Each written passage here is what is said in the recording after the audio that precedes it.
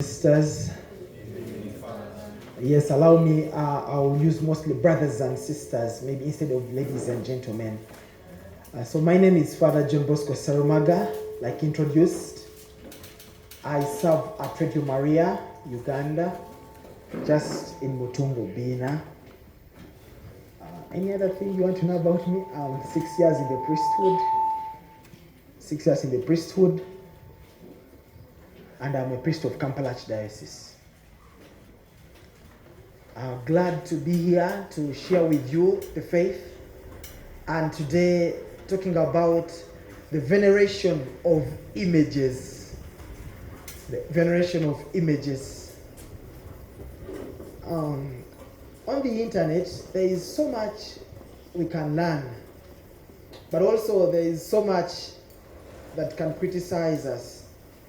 And one way or the other, if you're not so informed, and if you don't read deeper or further, you can easily be taken up and say, wow, maybe I'm in the wrong place and we are doing wrong things.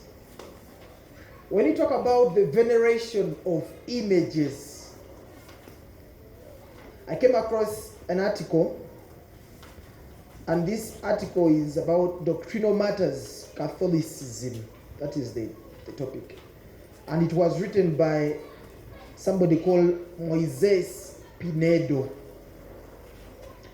And at first I was so interested in this because he was talking about images and Catholicism. However, going deeper in this article, you realize he was criticizing the Catholic Church, the veneration of images. And so I will be referring to him in certain moments. So may we start with veneration. When you are to look up the word veneration, veneration is a synonym of worship. Veneration is a synonym of the word to worship or even adore. So oftentimes when us, the Catholics, are talking about worship, we talk about worship of God. And of course in the Trinity, God the Father, the Son, and the Holy Spirit. And when it comes to the Blessed Virgin Mary and the saints, we talk about veneration. And oftentimes when many of us, the Catholics, are asked, you people worship images, you people adore images, we say, no, we don't adore, we don't worship, but we only venerate.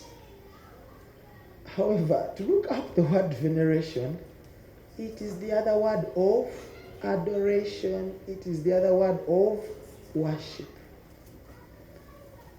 And so, somebody says, so now what are you saying? So which means the Catholic Church is just giving another word. So that because certain people may not be in position to look up this word of veneration, they say, we just venerate, but we don't worship. But looking it up, it is the same word. Same word. Adore or worship.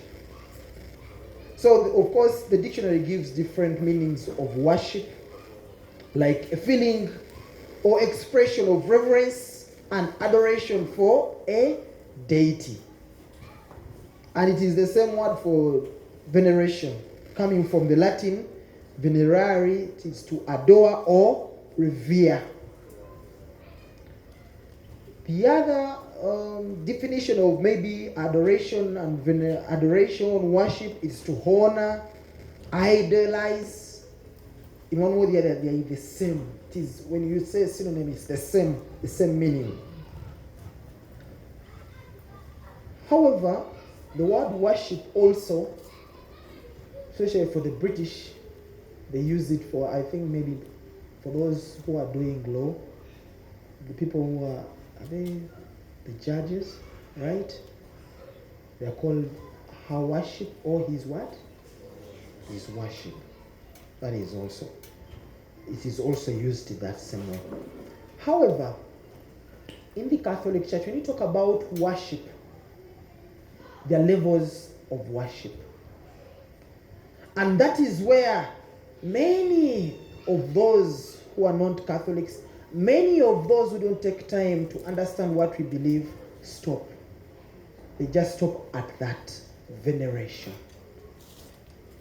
So when the Catholic Church talks about worship, the Catholic Church teaches that God alone is worthy of worship. However, there are those among us who, because of their heroic virtues, are deserving of acclaim and honor. Even to talk about honor, it is also in one way or the other to worship somebody. And some people are honored because of what they are or what they have achieved. This year in Olympics, we got one golden medal, right? So he's honored. And maybe to use the other word, we can say he's worshipped because of his talent, of his what? Of his gift. And in worship, when you talk about the Catholic Church, the church teaches that there are three types of honor that are due to those who are holy. But rather than honoring people because of their gifts, because of their talents, and because of what they have achieved, when we come to the religious or the spiritual aspect, then we talk about these kinds of worship or honor. The first is called dulia, D-U-L-I-A, dulia. But this is honor. This is honor and recognition which we accord to the saints.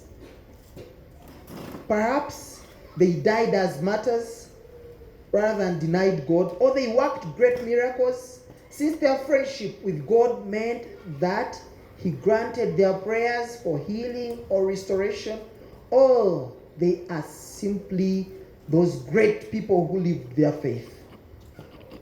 So those are the saints. To explain the saints, it could be a lesson for another day. But when you talk about saints, we talk about those people who were just like you and myself, who lived a good life, but most of all, a holy life, according to the judgment of us human beings. And when you talk about saints, there are so many people in heaven who are saints. But in the Catholic Church, there is that special process or that special way of how those that, because of their way of life, there is a special process. But after that process, these people are canonized. They are announced. Those are the saints. Just like the Ugandan martyrs. So that's briefly what the saints mean.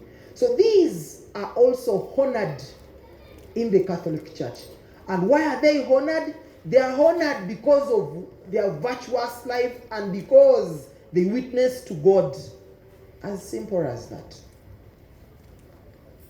In Uganda here, at least the greatest of the example we have are the Ugandan martyrs. My brother, my sister, we don't worship the Ugandan martyrs.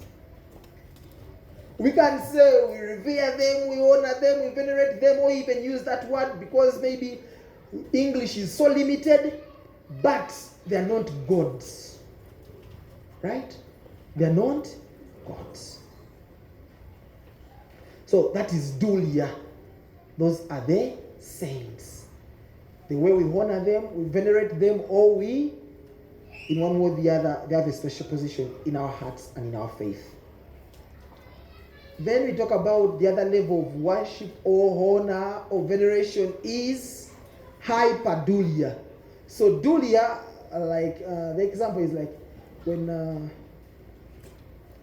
if somebody is happy or if you are welcoming somebody, this is just a very good example. That for some people, maybe when they say, "This is Father Martin," you clap, right? That you can talk about dulia, right? Maybe then they talk about the parish priest, Father Mwanga, our parish priest. So it is a greater what? Honor, right? And then maybe when the Archbishop is here, and now our Archbishop, so those are just the levels. I'm just trying to give a good example. But dulia, these are the saints. We revere them. We honor them. And then the hyperdulia, this is special honor and special reverence and special veneration given to the Blessed Virgin Mary. That yes, she is a saint just like all the others. However, on a greater level, because she is the mother of God. So this is the very special honor we are called to Mary, the mother of God. And it is not us who are the first to honor Mary. When you read the Gospel of Luke, chapter 1, the angel Gabriel comes and honors Mary also. Hail Mary, full of grace. So when we honor Mary, we are not the first. Because even the Trinity already honored her by choosing her, but the angel Gabriel comes and announces and tells her, Hail Mary. So Mary, yes, she is a creature just like you and myself. But at a higher level because of the role she played in our salvation. Her being the mother of God, being the mother of the Savior. So that's why when you talk about saints, yes, we honor them, we revere them, we venerate them. However, they're not on the same level of the Blessed Virgin Mary. So that is, the first was dulia, the second is the hyperdulia. And then the last is the latria. Latria. Latria. That latria, this is the true worship and is given only to God. We cannot and we don't substitute anything or anybody for God in the Catholic Church. Many people would wish to tell us what we do, or to explain to us what we do. Can you imagine? People want to explain and want to tell us what we do, yet we don't do it. Mother Angelica, she's the one who started EWTN. She said, let not people who are not Catholics and who do not understand what we do lecture us on what we do. So if at times you want to get your teachings and your understanding of what you do from a person who is not a Catholic, my brother, my sister, you may go astray. Because some are very convincing, by the way. So when you talk about latria, we are saying that this is the true worship and is only given to God.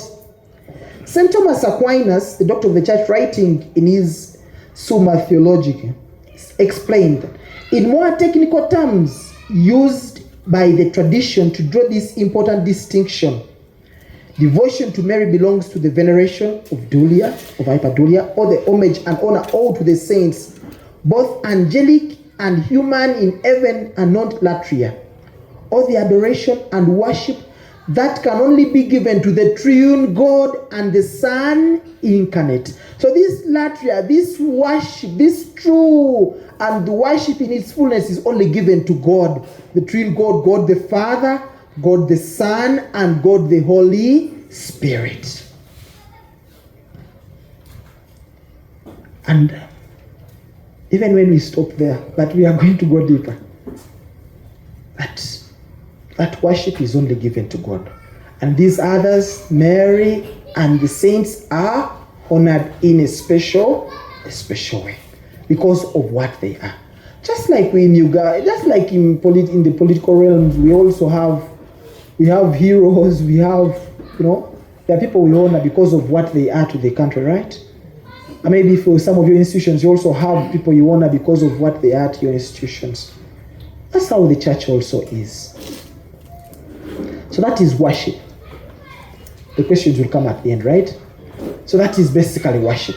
So when somebody tells you you are worshiping, you honor those people, no. Just know that yes, they hold a special place in your heart or in your faith as a Catholic, but you don't worship them as your God. As simple as that. Now when you talk about images,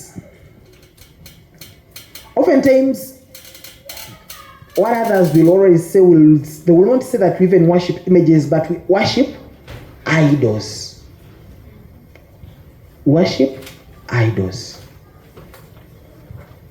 And there is a difference between an idol and an image, right? An idol is not, so an image could be also the same as a statue. So an idol is not the same as a statue. An idol is meant to represent an idea, a concept, or a force of nature that is worshipped. That is an idol. It is meant to represent an idea, a concept, or force of nature that is worshipped. So which means an idol can be even something that you have never, does not even exist, or maybe, but it is there, and somebody says, this is my God, I revere it. For those of you who watch most likely Indian movies, mostly Indian movies, right? At least you see some of the idols they have. That these ones, maybe to them or maybe those people ever lived, I'm not so sure. But at least those are some of, when you talk about the idols. Or even an idol can be that image or that statue that somebody takes as his or her God. You do remember the golden calf? You remember the golden calf, right? The book of Exodus. These people, they make a golden calf and they idolize it as their God. That is an idol. However, a statue is just an image. It's an image of a real person who is not worshipped. So, a statue in Uganda, or even for those of you who support football and different places, or even you go to the museum, there are statues of some great personalities because of what they are or who they were to the country or to the place or to that institution. Those are statues. And if maybe to ask a question and to challenge for us all, I don't know for you people maybe who have gone to places which have statues and maybe of those great personalities, whether all those people who come across those and even take photos there, they are worshipping those statues. It can only become an idol if somebody says, this is my God. Because maybe you've also heard of some individuals, because of who they are, what they have, that people say, we idolize that person. But do they say they are worshipping them as their gods? Some not, but maybe possibly some, yes. But, that was even a program, a TV program, I don't remember, but talking about idols, talking about those great personalities of what they have done. So when you talk about images and statues here, we are talking about a statue is just an image of a real person who is not worshipped here in the Catholic Church.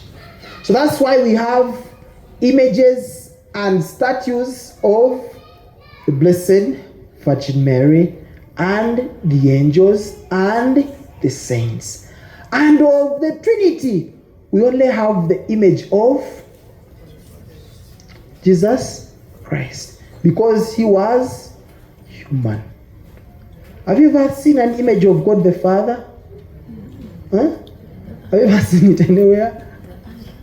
And when oftentimes we have the images or statues of the Holy Spirit, it is a dove, right? Because maybe during baptism, we read that as Jesus was being baptized, there came what? A dove. But nobody who has ever tried even to make an image of God the Father or even the Holy what? Spirit.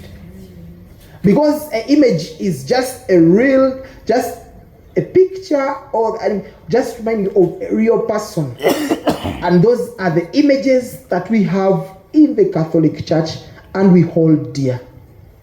But we don't worship them, but we venerate them. I will use that word of veneration because it is the one that the church uses, because it is that level which we give to the saints and the Blessed Virgin Mary.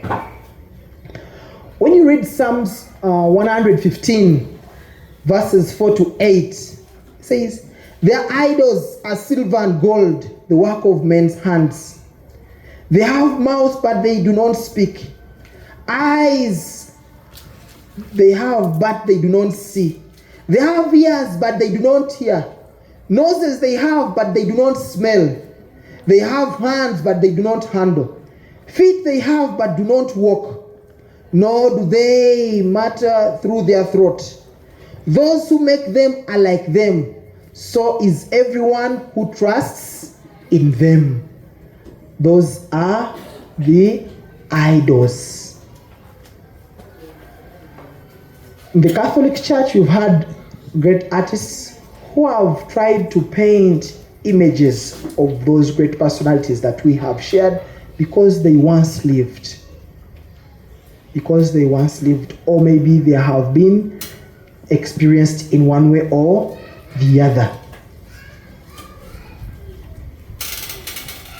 For those, oftentimes who criticize the church, say that an idol is any image which is religiously honored but cannot respond and cannot do anything. And indeed they are right. For the images we venerate are not the ones that comfort, heal, or bless us, but they are just representations of other, even heavenly beings. Get me well, my brother, my sister. It is very possible because, let me use the word because maybe of ignorance, or maybe because of going to the extreme, that sometimes you and myself do things with the images, and sometimes we make other people believe or think that we are worshiping them. But I don't know if there is any of you who has ever held the portrait of the Blessed Virgin Mary and holds it to his or her head that bless me. There? No. When we go in front of those images, in front of those statues, and we have our prayers, we are standing in our mind and saying that this is, what I have in mind is the mother of God.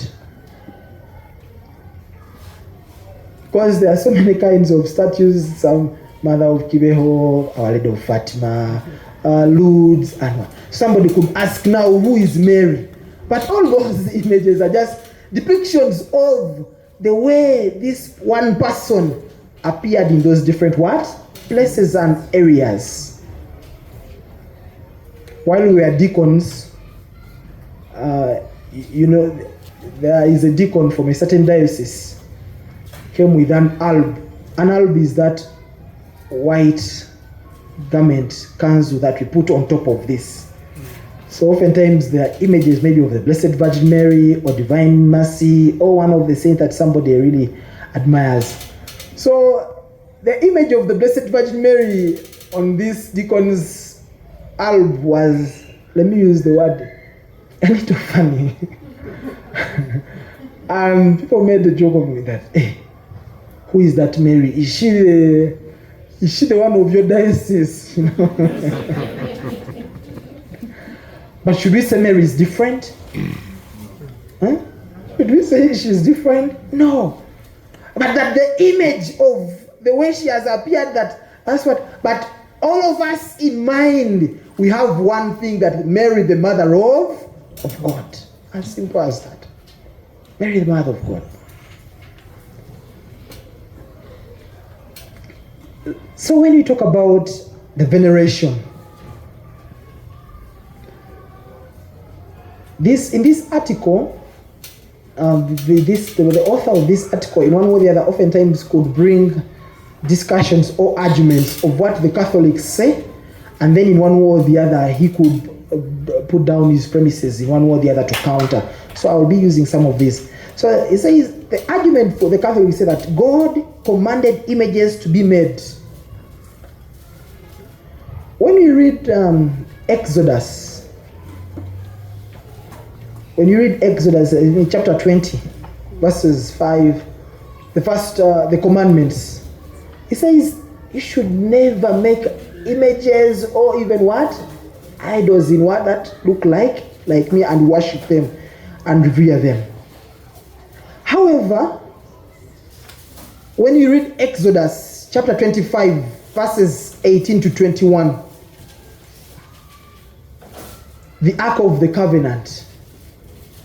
When they are building the Ark of the Covenant, God commands Moses to make 2 golden cherubs on the lid of the Ark of the Covenant. So, this is already an image.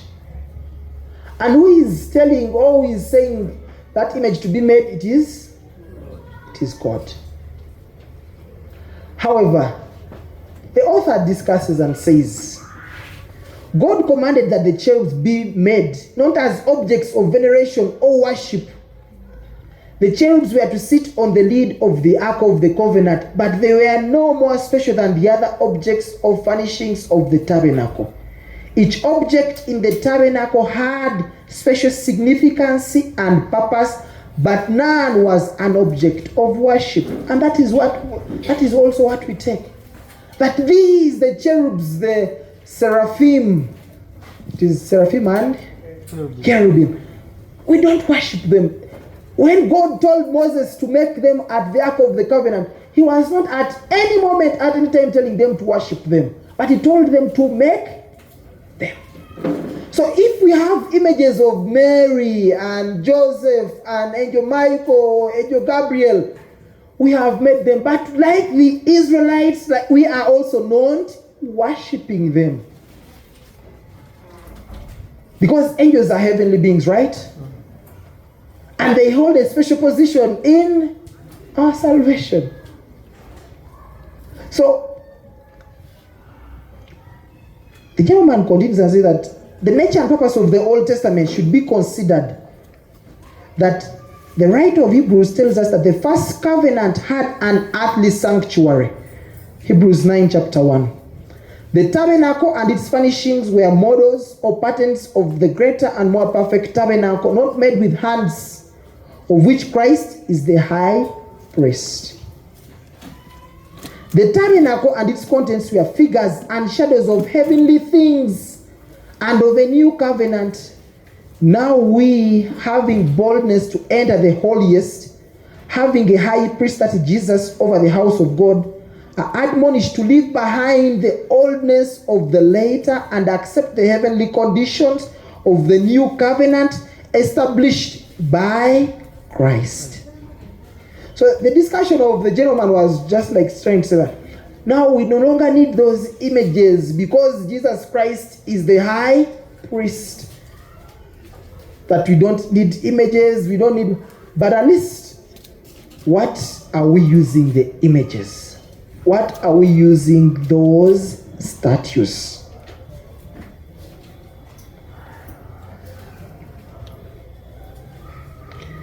These, the cherub and the seraphim, were just representations of heavenly things that will be part of the new covenant of the sacrifice of Christ. So true servants of God do not promote or authorize anything that God has not commanded. So he asks, where is the divine command which authorizes religious iconography? There is not one single biblical text that approves or allows veneration of images. And this we shall always refer to what we started with.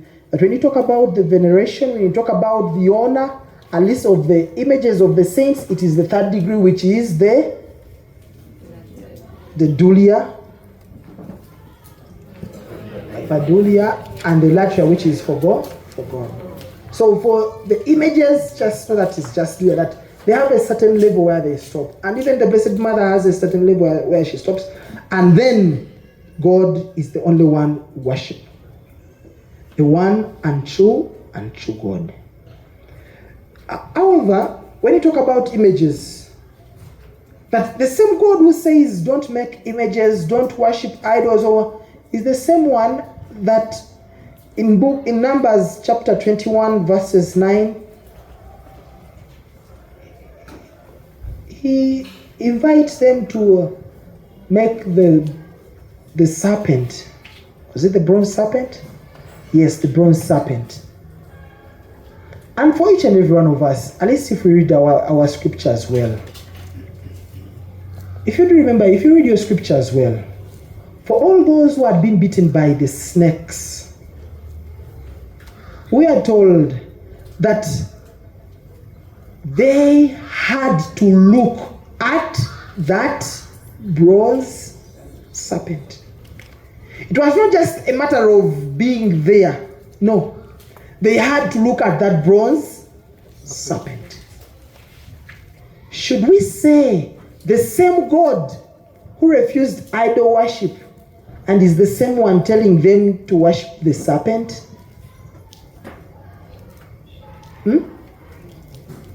Because when you, maybe we have maybe to read that all those who had been bitten by the snakes, they had to look, that even for those who are not in position, they had to be supported. They had to be supported that they can look at the bronze serpent. And for those who did look at it, they never recovered.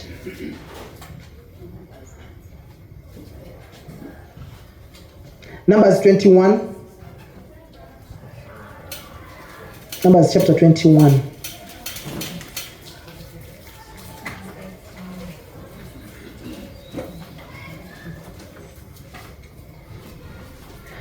When you read chapter 21 verses 9, Moses accordingly made a bronze serpent and mounted it on a pole, and whenever anyone who had been bitten by a snake or a serpent looked at the bronze serpent, he recovered.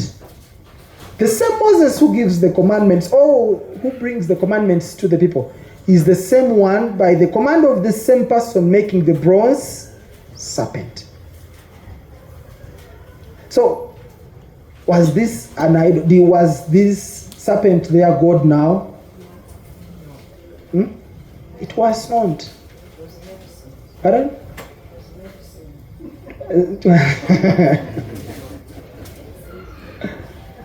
The bronze serpent, we can say that it is the one, the sign, or that image that God used for his healing to those that had been bitten by the snakes. But we cannot say that it is the serpent that healed them. Is it? It is not. It is God. And God could have even healed all those who are bitten by the snakes, even by just word of mouth, right? Couldn't he? Where did those snakes come from by those who did? Those snakes that did bite the people? From where? So they were sent by God. If they were not made by human being, but they just came around and started biting us, which means God could have even sent healing without, right? Or even it's possible that he could have sent other snakes and they could, but he's decided that they make a bronze serpent. And looking at that, then they are healed. So it is not as it is making of images has not just started with the Catholic Church. Has not just started with the Catholic Church. The images, just like the God commands the making of the image of the golden cherubim, this heavenly, of course, is not worshipped by the Israelites. Instead, the images dispose their minds to the supernatural and draws them to God. And God also commands the making of the bronze serpent. The image of the bronze serpent is not an idol to be worshipped, but an article that lifts the mind to the supernatural. As simple as that. But even the images, I trust some of you have them in your houses, some in your cars, some in your offices. These just lift your minds to the supernatural. That yes, in heaven, we trust and know there is Angel Michael. That we trust and know that in heaven there is the Mother of God. And that is what the images do for us, the Catholics. The other argument, again, is to counter the veneration or the use of images in the Catholic Church. We talk about the aspect of us bowing to these images or the statues. And it's on the basis of this that some say, look at what they are doing. But just like I've said, that sometimes some of us go to the excess or do what we are not supposed to do. The images and the statues, we only bow. We only bow. And it is only God, it is only the Blessed Sacrament that we adore by genuflection or even prostrating. Right? However, unfortunately, maybe because of excitement, certain times some of us Catholics, you find people prostrating at the portrait of the Blessed Virgin Mary, St. Jude, St. Joseph. In one way or the other, maybe for you, you know what you're doing. You know that you're not worshipping, right? Maybe you are doing your surrender, but how about the weaker brother or the weaker sister? Right? The weaker brother and weaker sister. But now when we come to prostrating and bowing, do we only do it for images and statues? Well, I do remember, if you remember, having the debates and the quizzes, Mr. Chairman, the timekeeper, the jury, and whenever you have to maybe go across the chairman, you have to go to the, that's just a sign of respect, a sign of reverence.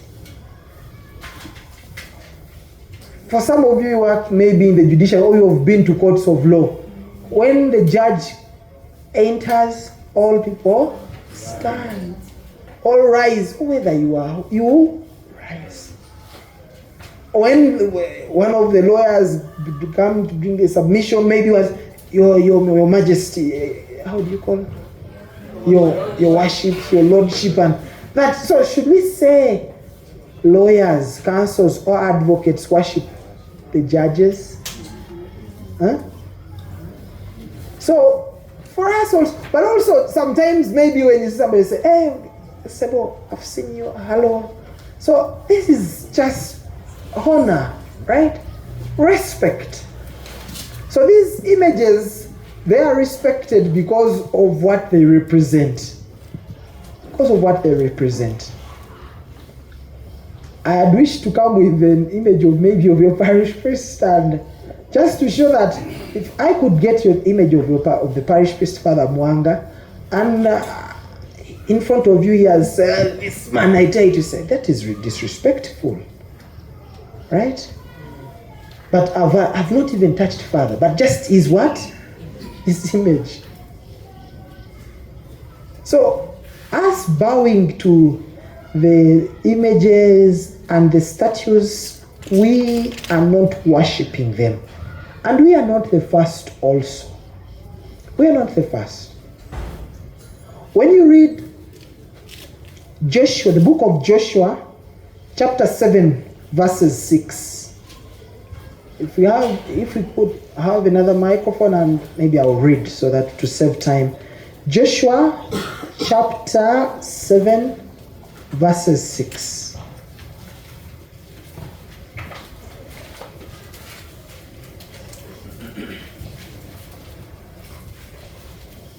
Joshua is in the Old Testament, eh? Joshua chapter 7, verses 6. You can find somebody. Joshua, together with the elders of Israel, rent his garments and lay prostrate before the ark of the Lord until evening, and they threw dust on their heads. Joshua prostrated before the ark of the covenant. If you do read about the Ark of the Covenant, The Ark of the Covenant signified God's presence amongst the Israelites. And what is Joshua doing? Prostrating. So, us talking about the honor or even the reverence, even the bowing, we are not the first.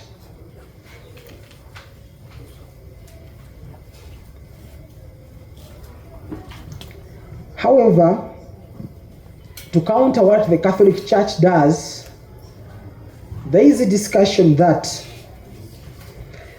God, who is Jesus Christ, of course, because of the New Testament, that our God, that under the New Testament, God does not dwell in temples made with hands, as we read Acts chapter 17, verses 24.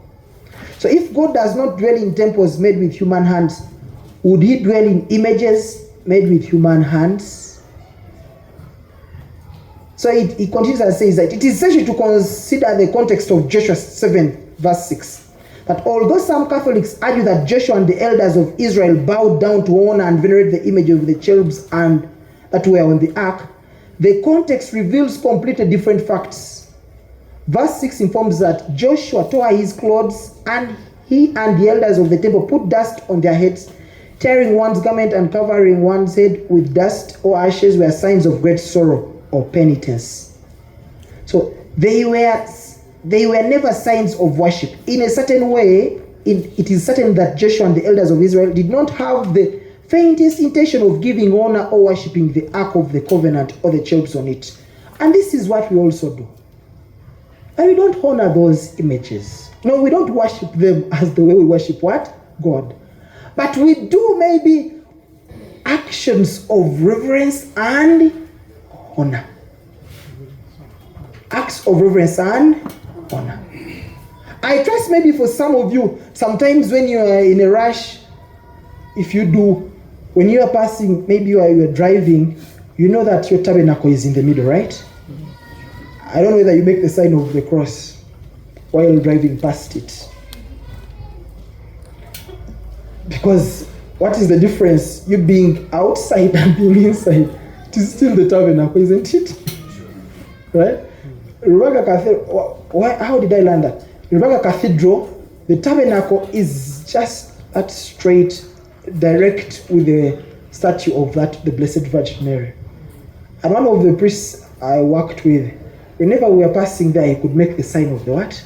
Of the cross. And I asked him, why do you have to? He said, the portrait of the Blessed Virgin Mary, but also I know that the tabernacle is just direct. So you don't just pass there anyhow.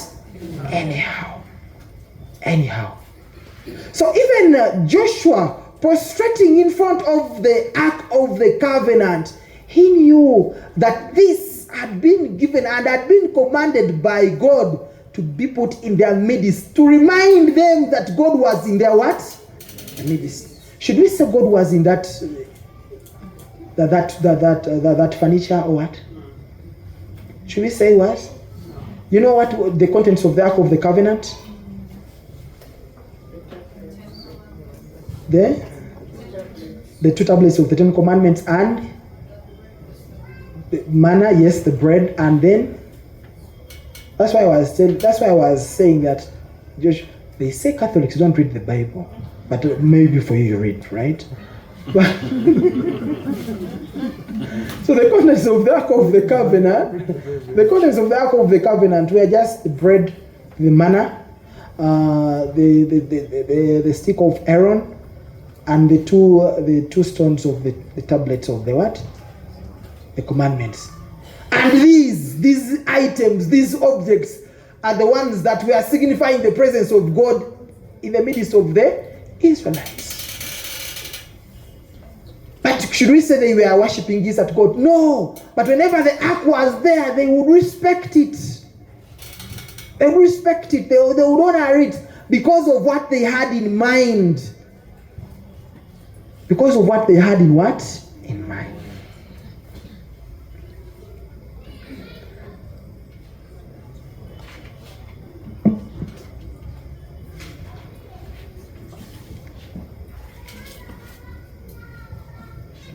So that ark they took as a sign of God's presence in their midst, and that is what it was, as simple as that.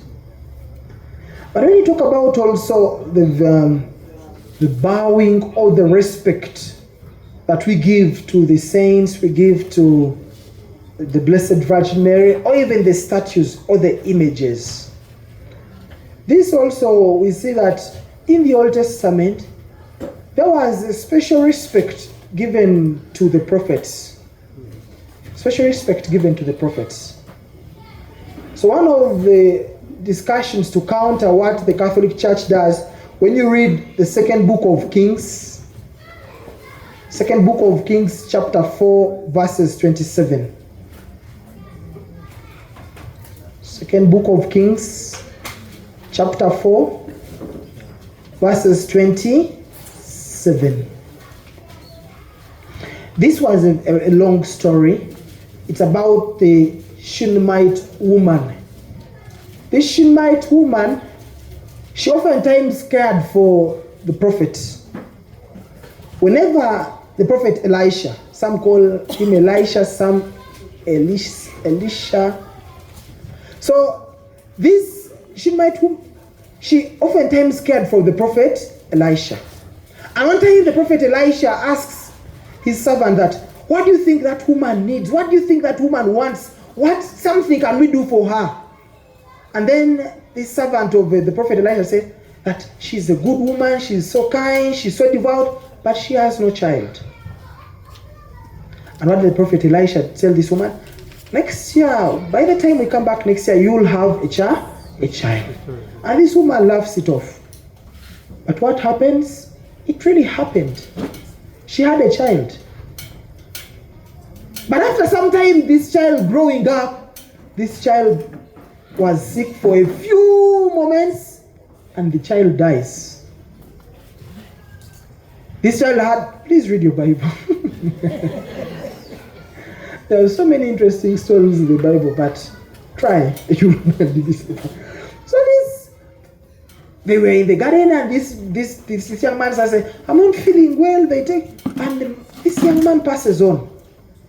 And when my young man passes on, this woman carries this young man and takes him to the bed, the rooftop, because the rooftop, that's where they had made a room for the prophet to come and rest and, So they take him, this woman tells the servant, take him up to that bed where the prophet always sleeps or rests when he comes. And then locking the child there, this woman goes straight to Elisha.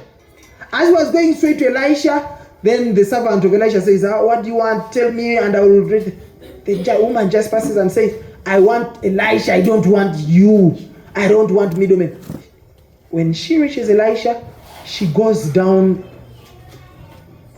the legs of Elisha and says to Elisha, I never asked for this child, but you gave me this child. So, should we say she was worshipping Elisha? She was not. But because it was through the prophet Elisha that God had given her the what? The child. So she's not worshipping Elisha, but just honoring her because of what Elisha is or Elisha was.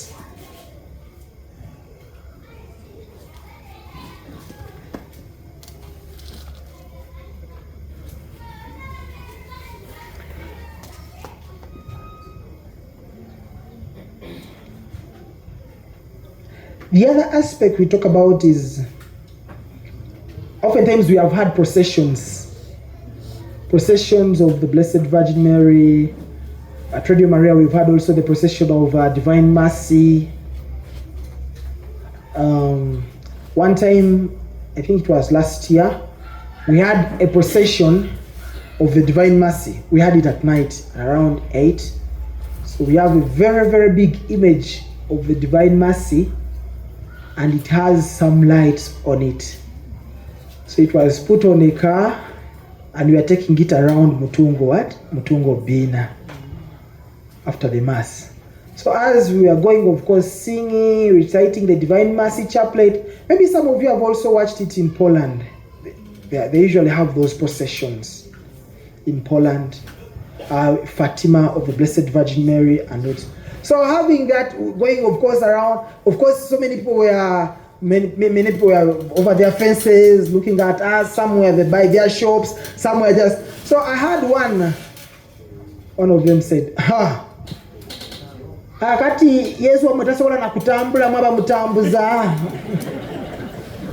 Your Jesus cannot even move. You're the ones who you're taking him around. You know? And of course, like you have done, that's what I did. I had to just, what would I? So it's a portrait signifying and showing us that Jesus is what? Merciful. And when you talk about processions were also in the Old Testament. Processions were in the Old Testament. When you read the second book of Samuel, chapter 6, there was a time when the Ark of the Covenant had to be brought back to Jerusalem. And it was a procession. People were singing, people were dancing, and even King David was dancing and rejoicing. Because the Ark of the Covenant, and what were they saying? That we now, of course, they knew and always believed that God cared for them, God protected them, and God blessed them. But the Ark of the Covenant, in one way or the other, strengthened them the more that now, yes, we are now sure. Should we say it was not there, they were not, but just because this is what God had given them. So they had that possession. And this Ark of the Covenant, it was not being worshipped. It was just being carried because of what it meant for them. David danced and the Israelites rejoiced, celebrating the sign of the presence of God in their midst. We've heard, or maybe some of you even have taken part of processions. Some of your football teams, the other time Iganga Man supporters were having a procession because of their team. Iganga. Just a few weeks. But for those of you, maybe some of you, you've watched when the Kabaka of Buganda, maybe you saw those who were there in 1993. He's carried. There is a clan which is in charge of, are they Bogo clan, right? The Bogo clan are the ones in charge of carrying the what? The Kabaka. How Kongoja? In English?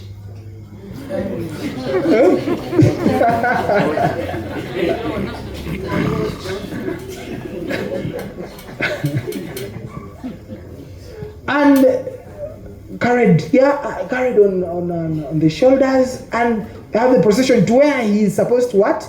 To sit. So should we say the Baganda worship the Kabaka? Pardon?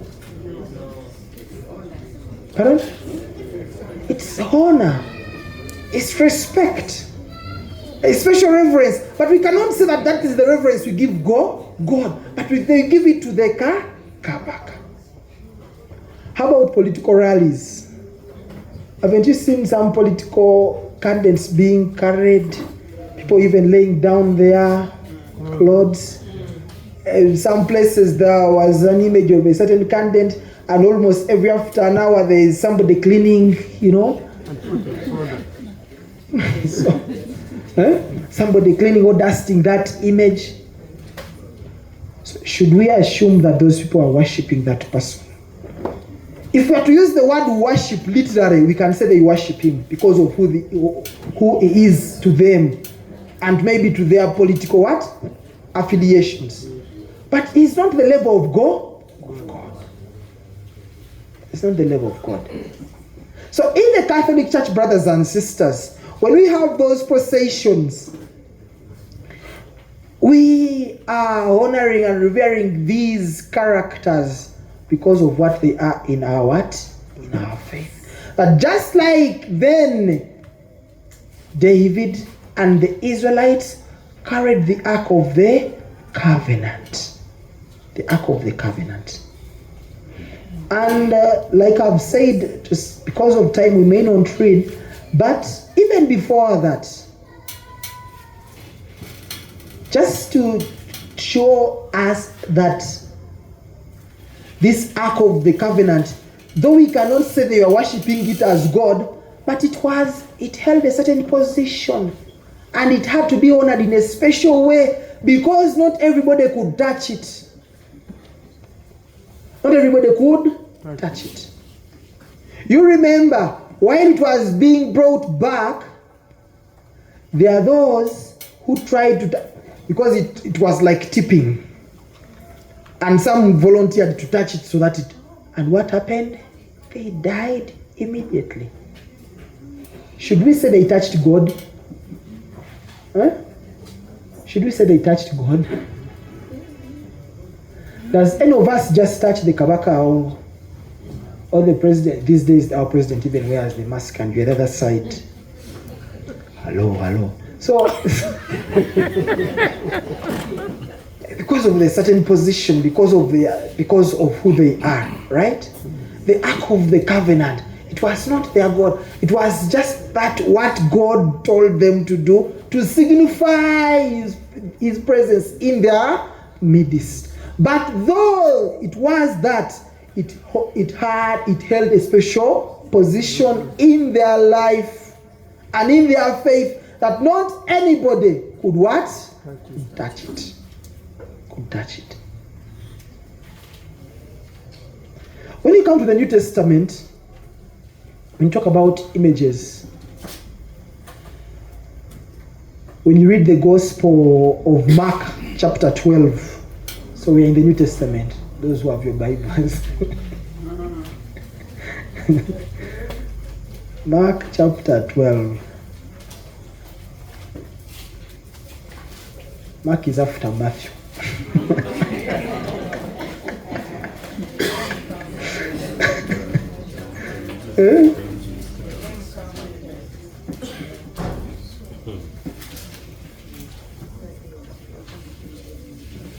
When you start from verses 13 to 16.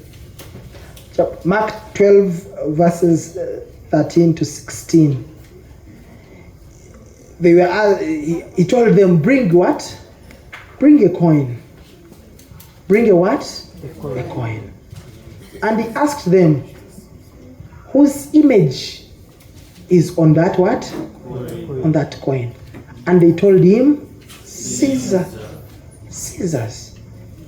And he told them, give what belongs to Caesar.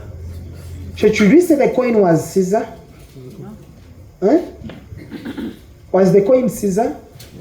But it just signified that the coin Caesar being on that coin, that it signified that was held high, the Roman Empire then. So when we have images, now some of you have medals of Divine Mercy, of Saint Joseph and all those. Yes, this is that you hold them high because of what they are in our salvation history, but also our faith. But we don't worship them. But they have a special position or place in our life, in our faith. But also, most of all, to go to God.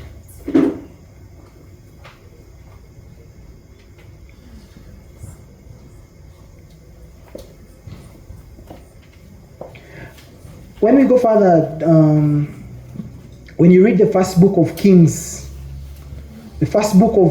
chapter 6, verses 23 to 36, then chapter 7, verses 27 to 39, Solomon's temple contains statues of the cherubim and images of cherubim, oxen, and lions.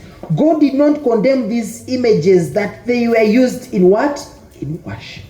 These were put in the temple. The temple which signified God's presence among the Israelites. For many of our churches these days, our windows have sayings. Pardon? First Kings chapter 6, verses 23, 36.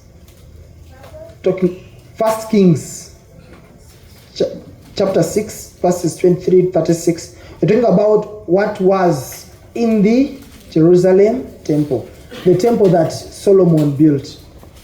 There are so many images, but we cannot say that Solomon was making a grave mistake of worshipping or even encouraging the Israelites to worship those what?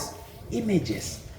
But they are being put in the temple which signifies the presence of God among the Israelites. So when we have those images and statues, brothers and sisters, they just mean something so important to us, but they are not gods to us.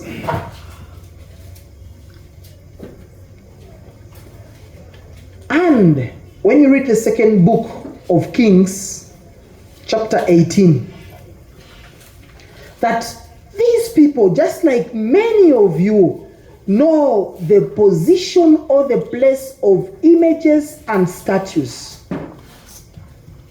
That if at any moment you are going beyond, either you are doing it out of, like we said, maybe ignorance, or maybe you're going to the excess, or maybe you just want people to attack us that we are doing the wrong things. When you read the second book of Kings, chapter 18, verses 4.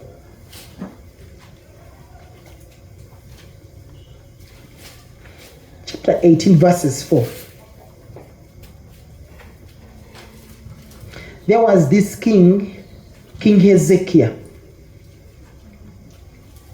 It says, when you read chapter 4, it was he who removed the high places, shattered the pillars, and cut down the sacred poles. He smashed the bronze serpent called Nehushtan, which Moses had made, because up to that time the Israelites were burning incense to it. Like sometimes some of us lead others astray, there are also some Israelites leading others astray. Now listen, it is the time of King Hezekiah. And that serpent which the Israelites then in the desert had looked upon and were healed was maybe being held or being kept, just like we have so many things being kept in our different museums. But some, because at times they are, I don't know, overcome by what? Some were starting to worship it or take it as a god. That now they are even offering incense to it. And what did King Ezekiel do? He destroyed it because people were going astray. People were going astray. And I was asking myself, in church, oftentimes when we are doing the incensing, have you taken time to recognize the places that the priest incenses? Have you ever seen the priest incensing the portrait of the Blessed Virgin Mary? Huh? No. How about Saint Joseph? Any saint? Pardon? What do we incense? We incense the altar, because the altar is Jesus is the altar and is the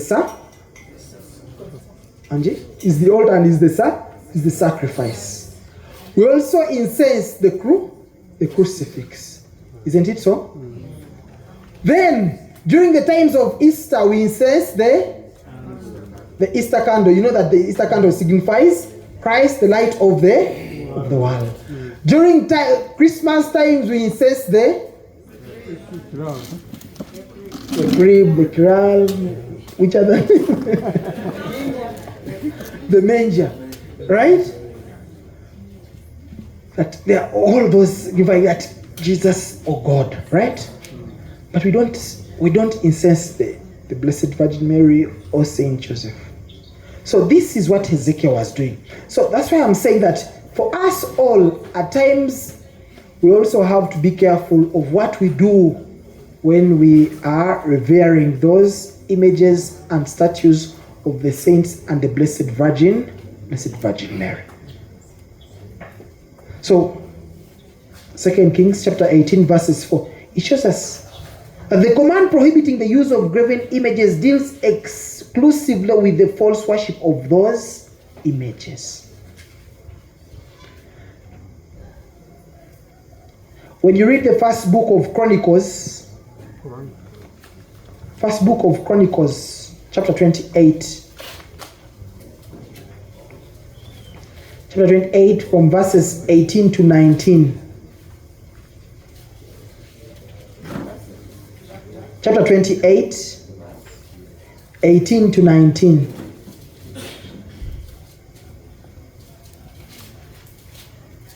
When David, you know that it is King David who had wished to build God the temple, right? He had wished to build God the temple, but the prophet Nathan comes to him and says, no. God has said, your hands are full of blood, so it is not be you who will build me the what? The temple. But your son will what? Build me the temple. And what did David do? David had to buy many of the materials. And he said, though I will not build the temple, but let me do the buying or the stocking of the materials. And even now here, for this, the First Chronicles chapter 28, he was in one way or the other talking to Solomon what he was supposed to put in the what? In the temple. He told him, he specified the weight of gold for each table to hold, the showbread and the silver for the silver tables, the pure gold to be used for the forks and the pitchers, the amount of gold for each golden bowl and the silver for each silver bowl, the refined gold and its weight to be used for the altar of incense, and finally, gold for what would suggest a chariot throne, the cherubim that spread their wings and covered the ark of the covenant of the Lord. Here, you know that there is a very big gap between Moses and David. But to that very day, David is inspiring and telling his son Solomon, as he's building the ark and for all that was supposed to be there, at least the images of the cherubim and the seraphim. Were they to worship these? No, but to signify something. To signify something.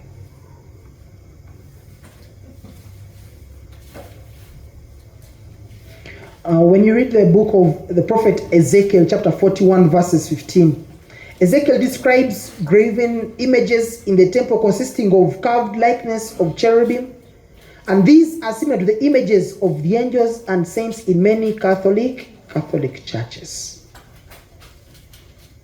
So these images, brothers and sisters and statues, that's briefly just the background and how in one way or the other the scriptures, they were used, but they were not worshipped.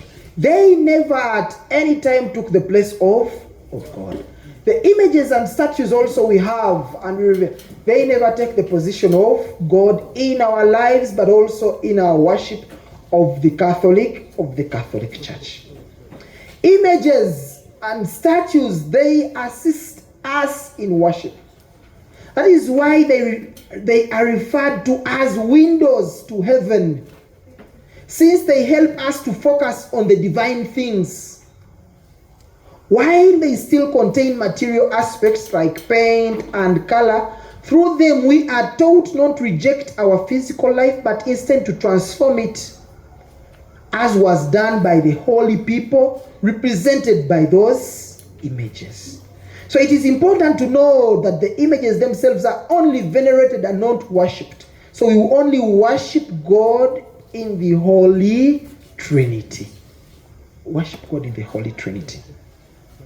So images lead us beyond what can be apprehended at the merely material level, to awaken new senses in us and to teach us a new kind of seeing which perceives the invisible in the visible. But at least for many of us, when you see, at least here they are already, St. Charles Ranga. How many of us saw him? But at least we get the image of how this man looked like. That we see the image or the statue of the Blessed Virgin Mary, and we get to know and we get to understand that there was a mother of God, and indeed she was. Indeed she was. But using the visible to, in one way or the other, to get, or in one way or the other, to connect with the what? The invisible. And that is what images are. That is what statues are for us in the Catholic Church. These images are also eschatological in that they are images of hope. They give us the assurance of the world to come and of the final coming of Christ.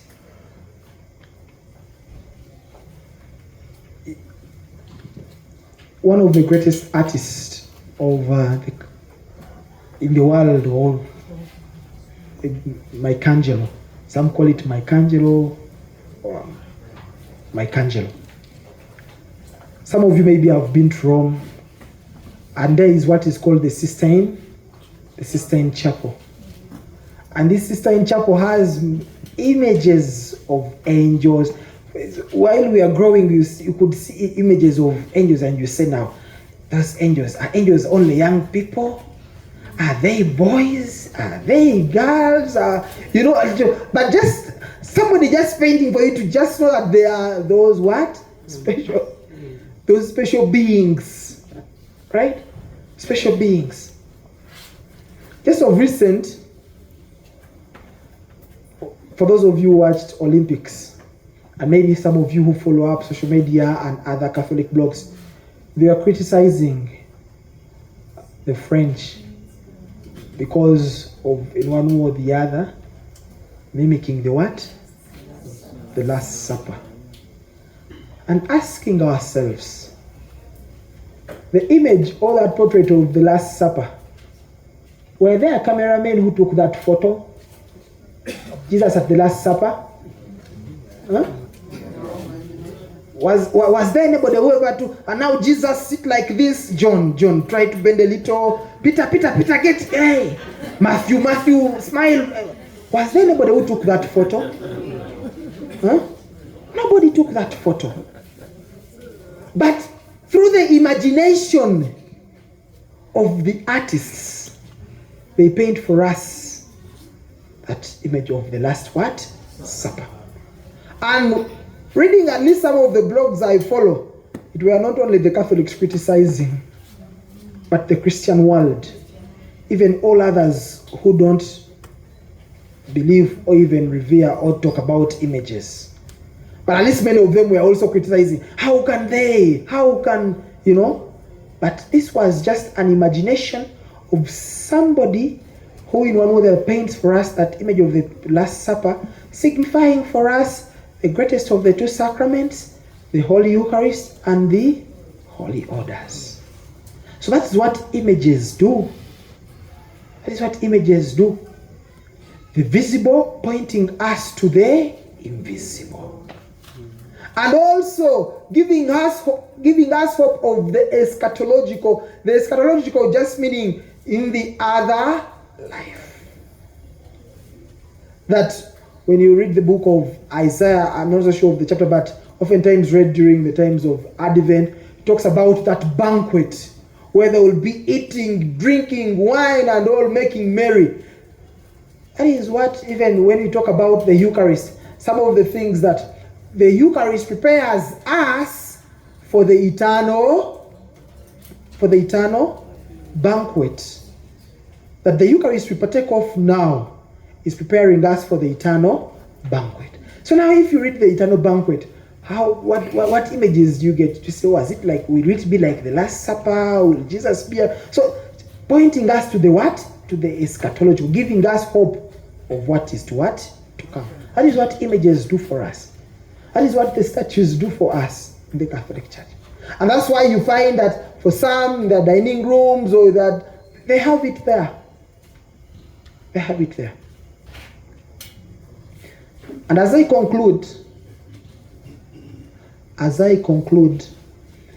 you realize that, especially in this our generation, but also maybe generations before us, these days, not so many people are having the knowledge of maybe meditating upon some of the things that can help others reflect and maybe have hope, especially for things of the faith or the religious. That today we are experiencing not just a crisis of sacred art, but a crisis of art in general.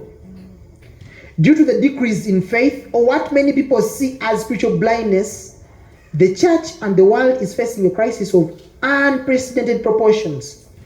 Secularism, individualism, and materialism have killed the sense of the sacred in our hearts to an extent that the artists no longer present the invisible through their talents as they used to do. I don't know whether of recent there are people, at least many people who are painting, they paint what has already been. But those great artists, they used to imagine, maybe through meditation, through prayer, they imagine, they draw, they paint, and these things are the ones that are still carrying us on. Of course, we are inspired now when we talk about the Divine Mercy portrait. It was Sister Faustina who told Sister Faustina, and they get an artist and he paints that. So pointing us to what? To a greater what? Reality. So brothers and sisters, basically that is it. I trust maybe you have a number of questions. And just in relationship to the email,